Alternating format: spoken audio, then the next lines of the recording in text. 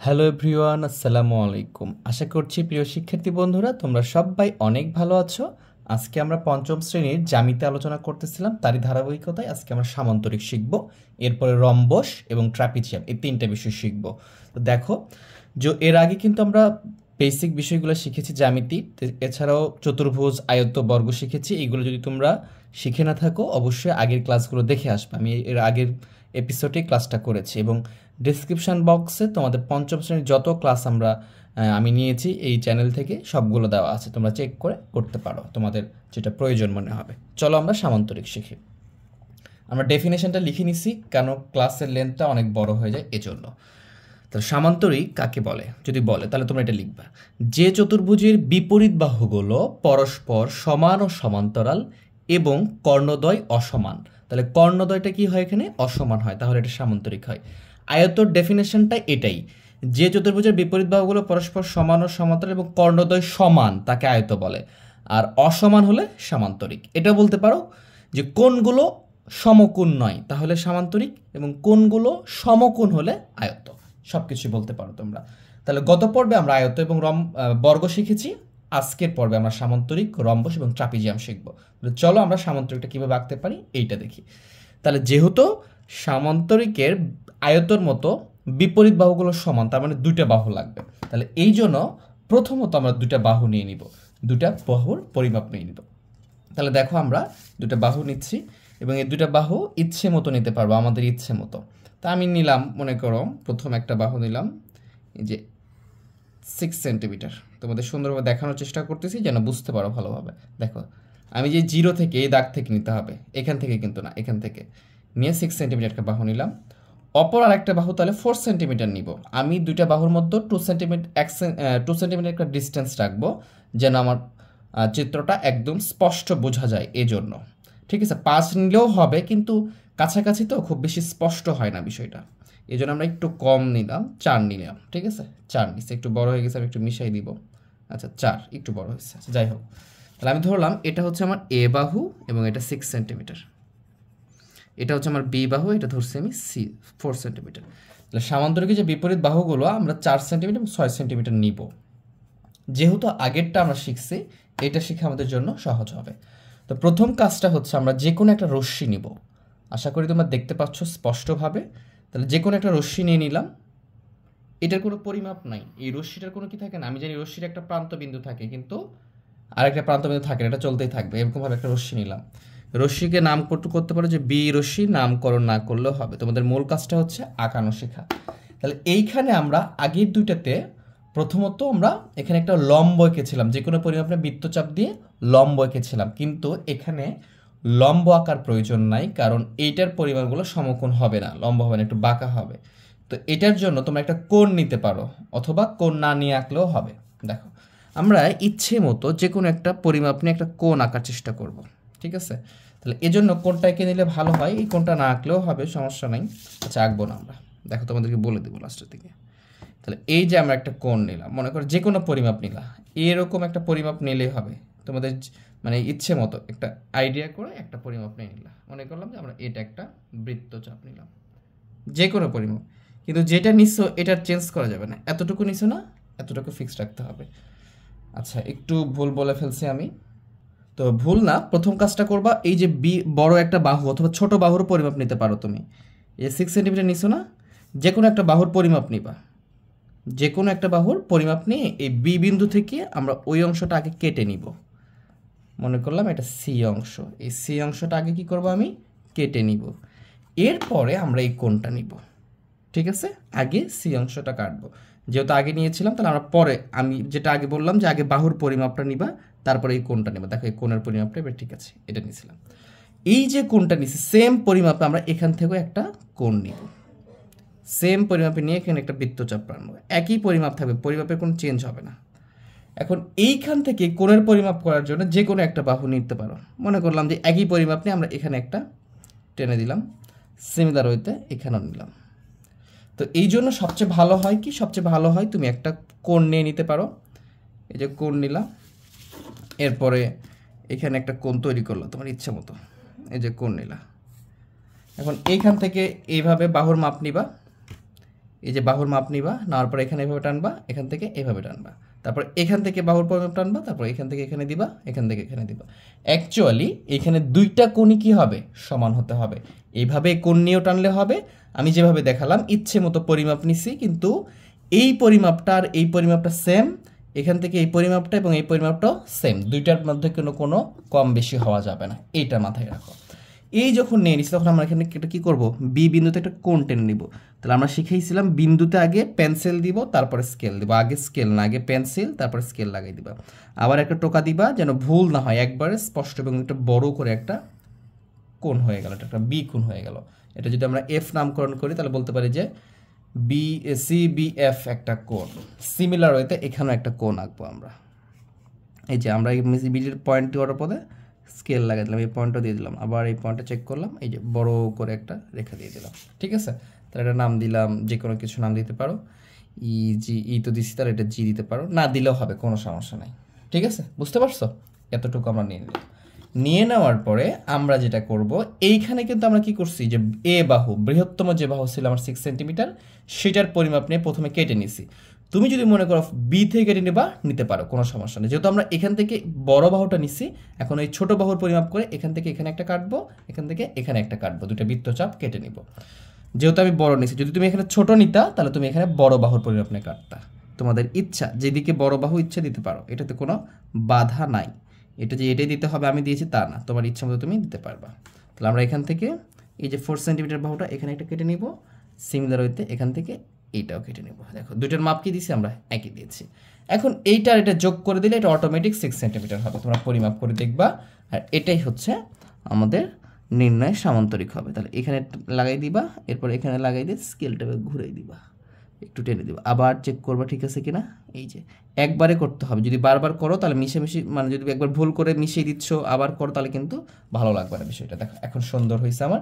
এই বাহুটার নাম দাও এ, এটার নাম দাও ডি, এ বি এবং এ ও ডি যোগ করছে, তাহলে কি হয়েছে দেখো, এ বি সি ডি একটা উদ্দিষ্ট সামান্তরিক হয়ে গেছে। এখন বুঝো এইটাকে যদি আমি কোনোভাবে টেনে, এই দুটোকে টেনে এটাকে চাপায় যদি এরকমটা সোজা করে দিতে পারতাম, এই যে সোজা আসতো, তাহলে কিন্তু আয়তক্ষেত্র হয়ে যেত। তাহলে আয়তক্ষেত্রটা একটু বাঁকা করে দিলে সেটা কি হয়ে যায়, সামান্তরিক হয়ে যায়। বুঝতে পারছো? এই জন্য এইখানে যদি আমরা যে ডেফিনেশনে লিখছি কর্ণদ্বয় অসমান, এখন যদি তুমি এখানে কর্ণ আঁকো, দেখো এই কর্ণটা কতটুকু হচ্ছে, দেখো এই যে 0 আছে না এখানে, তা 0 থেকে ভালো করে খেয়াল করো, এখানে দেখো এই দেখো 8 প্রায় 9 সেন্টিমিটার হয়ে গেছে এই কর্ণ। তারপর এই কর্ণটা দেখো, এই কর্ণটা দেখো কত, 5.5, 5.5, তাহলে এটা 9, এটা 5, তাহলে কম বেশি না, কর্ণদ্বয় অসমান। তাহলে এটা আমরা ডেফিনেশনে বলতে পারি। আরেকটা কি বলতে পারি, দেখো কোণটায় সোজা যদি আসতো তাহলে এটা 90 ডিগ্রি হতো, এই কোণটা সোজা আসলে 90 হতো, কিন্তু এখানে বাঁকা হয়ে গেছে, তার মানে এই কোণটা কি হয়ে গেছে, কমে গেছে না, এখানে কমে গেছে। সেমভাবে এখানে বেড়ে গেছে। ঠিক আছে, তাহলে এখানে মনে করো 70 ডিগ্রি হয়েছে, তাহলে এই 20 ডিগ্রি এখানে চলে গেছে, মানে 110 ডিগ্রি হয়ে গেছে এখানে, তার মানে কোণগুলো সমকোণ নয়। তাহলে এইটার তোমরা ক্যারেক্টারিস্টিক্স বা বৈশিষ্ট্য যেটাকে আমরা বলি, বৈশিষ্ট্য কি লিখতে পারো, বৈশিষ্ট্য দেখো আমি তোমাদেরকে শেখাচ্ছি। বৈশিষ্ট্য এরকমভাবে লিখতে পারো যে 1 নাম্বার বৈশিষ্ট্য হচ্ছে সামান্তরিকের বিপরীত বাহুগুলো পরস্পর সমান ও সমান্তরাল, এটা লিখতে পারো। 2 নম্বর বৈশিষ্ট্য লিখতে পারো যে সামান্তরিকের কর্ণদ্বয় অসমান, সামান্তরিকের কর্ণদ্বয় অসমান। আচ্ছা, 3 নম্বর লিখতে পারো সামান্তরিকের কোণগুলো সমকোণ নয়, এটা বলতে পারো। 4 নম্বর লিখতে পারো সামান্তরিকের 4টা কোণের সমষ্টি 360 ডিগ্রি। এই বৈশিষ্ট্যটা প্রত্যেকটা চতুর্ভুজের ক্ষেত্রে লিখতে পারো। এটা বর্গ, রম্বস, আয়ত, সামান্তরিক সবগুলোর জন্যই 4টা কোণ যোগ করলে 360 ডিগ্রি হবে। যে কোনো চতুর্ভুজের 4টা কোণ যদি আমরা যোগ করে দিই আমাদের 360 ডিগ্রি আসবে, এটাতে কোনো সন্দেহ নাই। তাহলে এই বিষয়গুলো লিখতে পারো। আর যে বললাম বিপরীত বাহুগুলো সমান, দেখো এই বাহু সমান, এই বাহু সমান, এই জন্য আমরা এই পরিমাপটা নিয়ে দুই দিকে টেনে দিচ্ছি, আর প্রথমে এটা নিচ্ছিলাম, এই দুটো যোগ করে অটোমেটিক এই দুটো সমান হয়ে গেছে। আর বিষয়টা খেয়াল রাখবার একটা বিষয়, সেটা হচ্ছে দেখো এইটাকে যদি তুমি বর্ধিত করো, এটাকে বর্ধিত করো, দেখো কখনো সারা জীবন চলবে, কিন্তু কখনো দুটো এক জায়গায় হবে না, মানে এদের দূরত্ব সবসময় সমান থাকবে। এইটারও একই কথা, দেখো এটাকে বর্ধিত করো, এটাকে বর্ধিত করো, এটা কি করবে, সারা জীবন চলতে থাকবে, এদের দূরত্বগুলো কমবে না। এই জন্য আমরা এদেরকে বলতে পারি পরস্পর সমান্তরাল। আশা করি বিষয়টা বুঝছো। কোণের ক্যালকুলেশনটা আমরা পরবর্তী ক্লাসে করবো ইনশাল্লাহ। তাহলে সামান্তরিক শিখে ফেললাম আমরা, এখন আমরা রম্বস শিখব। তো রম্বস কাকে বলে, যে চতুর্ভুজের, এটা কিন্তু বর্গের মতো, যে চতুর্ভুজের 4টি বাহু সমান, 4টি বাহু কি সমান ও সমান্তরাল, 4টি বাহু সমানও হবে, সমান্তরালও হবে। সমান ও, দেখো বর্গেরও কিন্তু 4টা বাহু সমান ছিল, তাহলে 4টা বাহু সমান ও সমান্তরাল, কিন্তু বা এবং বলতে পারে, এবং ওইখানে কি ছিল, কর্ণদ্বয় সমান ছিল, কিন্তু এখানে কর্ণদ্বয় সমান নয়, অথবা কোণগুলো সমকোণ নয়, এটার মতো। যেমন সামান্তরিক শিখালাম, আয়তর যে আয়তের সাথে যেটা পার্থক্য এটার, তো রম্বসের বর্গের সাথে ততটুকু পার্থক্য আর কি। কর্ণদ্বয় অসমান তাকে রম্বস বলে, রম্বস বলে। তাহলে এইটা আঁকানোর পদ্ধতিটাও এইটার মতোই, ঠিক আছে, কিন্তু এখানে যেহেতু কি 4টা বাহু সমান, তার মানে তুমি একটা বাহু নিলেই তোমার এটা চিত্রটা আঁকাইতে পারবা। তাহলে তুমি একটা বাহু নিয়ে নাও, এটা কতটুকু নেব আমরা, এটা আমরা 5 সেন্টিমিটার নিতে পারি, 5 সেন্টিমিটার, ঠিক আছে, আমরা 5 সেন্টিমিটার নিচ্ছি। এটা কিন্তু ইচ্ছে, তুমি 5, 7, 6 তোমার যেটা ইচ্ছা, যেটা মনে চাইবে সেটাই নিতে পারো, কোনো সমস্যা নেই। এবং এখানে আমি কোণ এঁকে তোমাদেরকে শেখাবো, ওইখানে যেহেতু কোণ এঁকে শেখাইনি, এখানে কোণ এঁকে শিখে একটা কোণ নিচ্ছি আমরা, যে কোনো কোণ এইভাবে নিয়ে একটা কোণ নিয়ে নিবা, যতটুকু বড় করবা ততটুকু কোণ নিবা, তোমার ইচ্ছা। আমি এতটুকু নিচ্ছি, কত ডিগ্রি এটা কোনো ম্যাটার করে না। যদি বলে দেয় যে রম্বস বা সামান্তরিকের 70 ডিগ্রি কোণ নিয়ে একটা কোণ 70 ডিগ্রি নিয়ে আঁকো, তখন কিন্তু আমরা চাঁদাদের 70 ডিগ্রি ধরে নেব এটা, ঠিক আছে, এইভাবে। আচ্ছা, তাহলে আমরা এখানে যে কোনো রশ্মি একটা নিয়ে নিব, যে কোনো রশ্মি নিই, যে কোনো রশ্মি কি নিচ্ছি, যে কোনো একটা রশ্মি নিলাম, বি রশ্মি নিলাম, নামকরণ না করলেও হবে, এটা বারবার বলতেছি যেন তোমাদের ভুল না হয়। তাহলে আমাদের এটা হচ্ছে এ বাহু এবং এটা ছিল 5 সেন্টিমিটার। তো ফার্স্ট কাজ হচ্ছে বাহুর পরিমাপটা আমরা নিয়ে নিব। এই যে 5 সেন্টিমিটার আমরা নিচ্ছি, এটা টেনে নিব, নিয়ে আনার পরে এইখান থেকে এই 5 সেন্টিমিটারটা কেটে নিব। দেখো এই যে 5 সেন্টিমিটার কী করছে, আমরা কেটে নিলাম। নেওয়ার পরে আমাদের এই যে কোণটা নিছি না, আমরা যে একটা কোণ নিছি, যে কোণের নামকরণ করতে পারো, এই কোণের পরিমাপটা কেটে নিব। এই যে দেখো এই কোণের পরিমাপটা কী করতেছি, কেটে নিচ্ছি, এই পরিমাপটা কেটে নিলাম। এখন সেমটা আমি কি করব, এখানেও এই কোণের পরিমাপটা বৃত্তচাপ আঁকবো এখানে এইভাবে, ঠিক আছে, একটু ভালো করে খেয়াল করবা। এইটা একইভাবে ওই পরিমাপটা সেম থাকবে, ওইটা এখানেও একটা কি করবা, বৃত্তচাপ এঁকে ফেলবা। আঁকা হয়ে গেছে। এখন এই জন্য এখান থেকে এটা কোণ আঁকার জন্য 2টা পরিমাপ লাগে, 2টা বৃত্তচাপ আঁকতে হয়।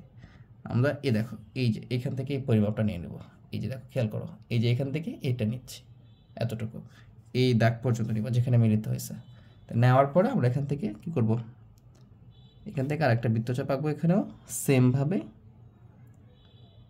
এখানেও একটা বৃত্তচাপ আঁকবো। 2টা কোণের মান কি হওয়া লাগবে, সমান হওয়া লাগবে।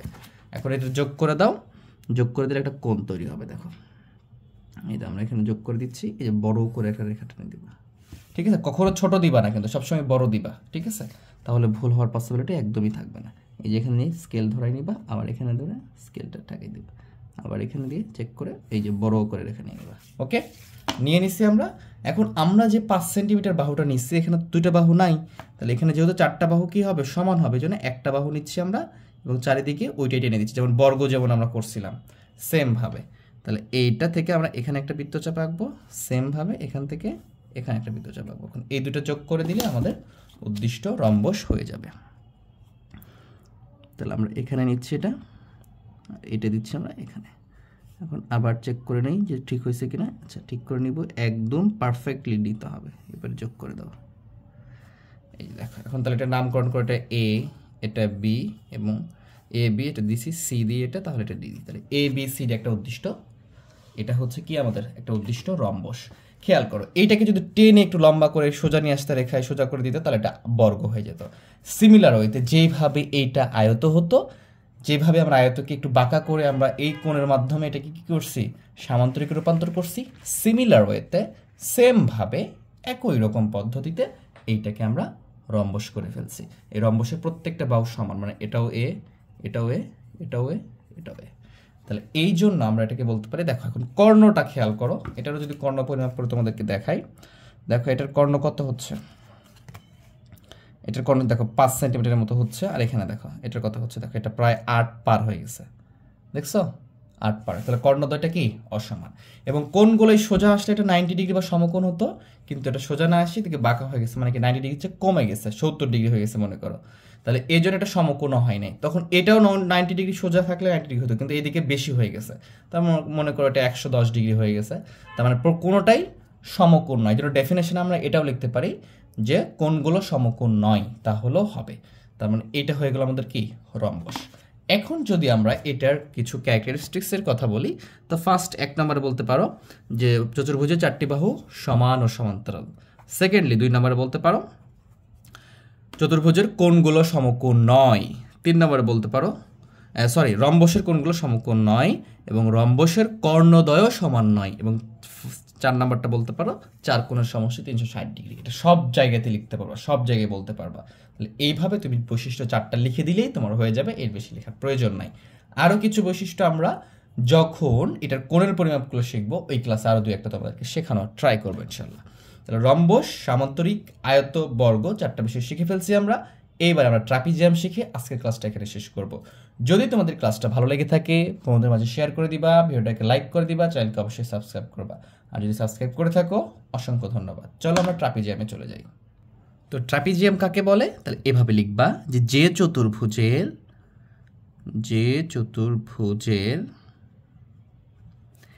এক জোড়া বাহু সমান্তরাল। তাহলে এক জোড়া বলতে কি বুঝতেছি আমরা? তার মানে 2টা জোড়া থাকে একটা চতুর্ভুজ হতে হলে 4টা বাহু থাকে, আর 4টা বাহু মানে কি 2 জোড়া। কিন্তু ট্রাপিজিয়ামের যে চতুর্ভুজে এক জোড়া বাহু, মানে ট্রাপিজিয়ামের এক জোড়া বাহু সমান্তরাল থাকে তাকে ট্রাপিজিয়াম বলে। তার মানে আরেক জোড়া কি থাকবে? অসমান্তরাল থাকবে, তাকে ট্রাপিজিয়াম। আরও অনেকভাবে ডেফিনেশন দিতে পারি আমরা, তো এটা সহজ হয়, ট্রাপিজিয়াম বলে। আচ্ছা, এটার চিত্রটা কেমন হবে? ভেরি সিম্পল, খুবই ইজিলি তোমাদেরকে শেখাচ্ছি। এটা দেখো, তাহলে এক জোড়া বাহু সমান্তরাল থাকবে, তুমি একটাকে টার্গেট করবা, ফিক্সড করবা, হ্যাঁ, সেটাকে টার্গেট করলে আমাদের হয়ে যাবে। মনে করো আমরা এখান থেকে এরকমটা একটা চিত্র দিলাম, যে এটা দিছি, তারপরে আমরা এখান থেকে এইখানে একটা ছোট করে চিত্র দিই, এতটুকু দিচ্ছি, দেওয়ার পরে এটা যোগ করে দিচ্ছি।